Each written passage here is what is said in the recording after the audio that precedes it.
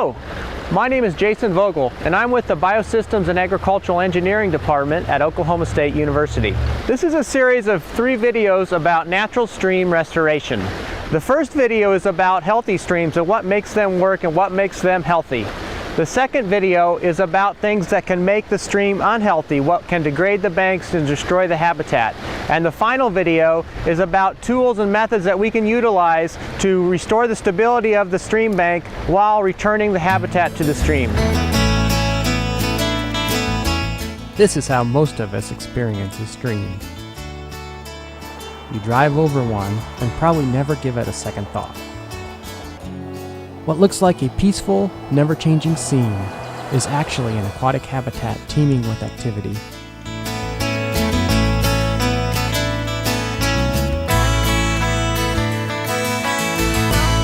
Well, streams and creeks and rivers are really the lifeblood of the community when you think about it. They're a place where people go to recreate, to fish, to enjoy nature. They use them for rafting, they use it for fishing. And so the quality of the stream and the creek really improves the overall community quality, the quality of life. Fish are swimming, plants are growing, and water is flowing. Streams are very important because they're where all the water that runs off the landscape come together, and they're flowing downhill, and they're providing habitat, they're providing recreational areas, and they're providing important ecosystems for our landscape. But streams are constantly changing, and what we're trying to do is get that change to be in balance, where the amount of soil, sediment, dirt, other things that are coming into the stream are equal to what's moving out. Balance is our goal. And now what happens when that balance changes? A stream might accumulate more sediment. More solid materials in the water means poor water quality. Sedimentation is the #1 water quality issue in the United States. Other areas of the stream could lose more soil, which can lead to loss of land as stream banks begin to break down. One of the big reasons that people become concerned about the streams and rivers on their properties is that there's erosion occurring on the stream banks, which really impairs the use of their property for recreation, for access to the stream. So how does a stream fall out of balance? It happens several ways. In ag areas, grazing cattle can remove all the vegetation from the stream banks. And many times, human influences can affect the balance of a stream.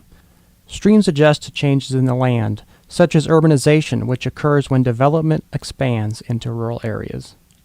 So also, as a result of urbanization, excess soil and sediment within the stream can go downstream and settle out in our downstream reservoirs that are all used for recreation, flood control, and drinking water. So all of those uses are compromised. In addition, we can lose valuable land across the landscape from our rural areas and also from our urban areas, and compromise our urban infrastructure.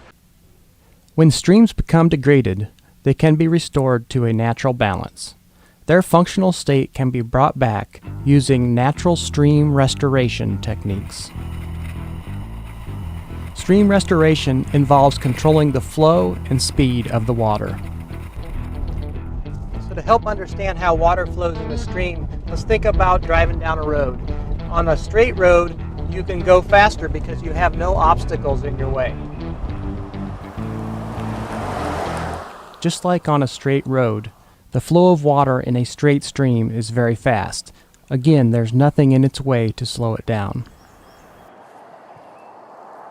But when we're driving on a curvy road, if we don't slow down, momentum is going to take us right off the road and into the ditch.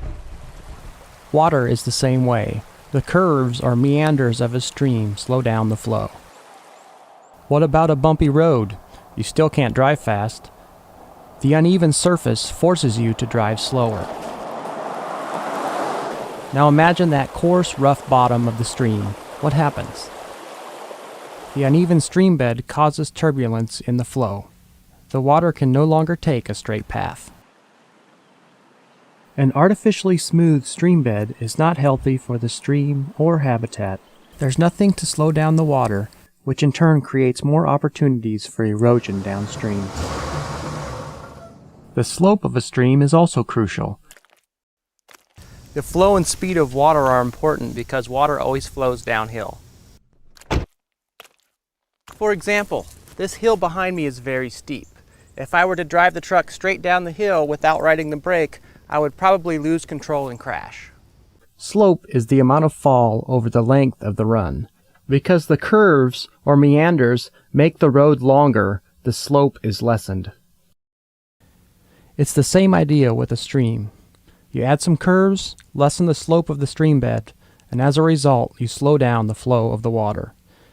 Remember, natural streams are not straight. They have a meandering flow. The curves, or meanders, slow down the water so velocity is reduced and the force is not there. Another way streams control flow is through their structure. Streams naturally form riffles and pools. The riffle is the part of the stream of the greatest slope and it's very shallow. At the bottom of the slope is a pool. It's a large, deep area of relatively still water. This is where fish and plant life thrive within a stream. Further down the stream, this pattern of riffles and pools will repeat. The riffles are the areas of the fastest moving water.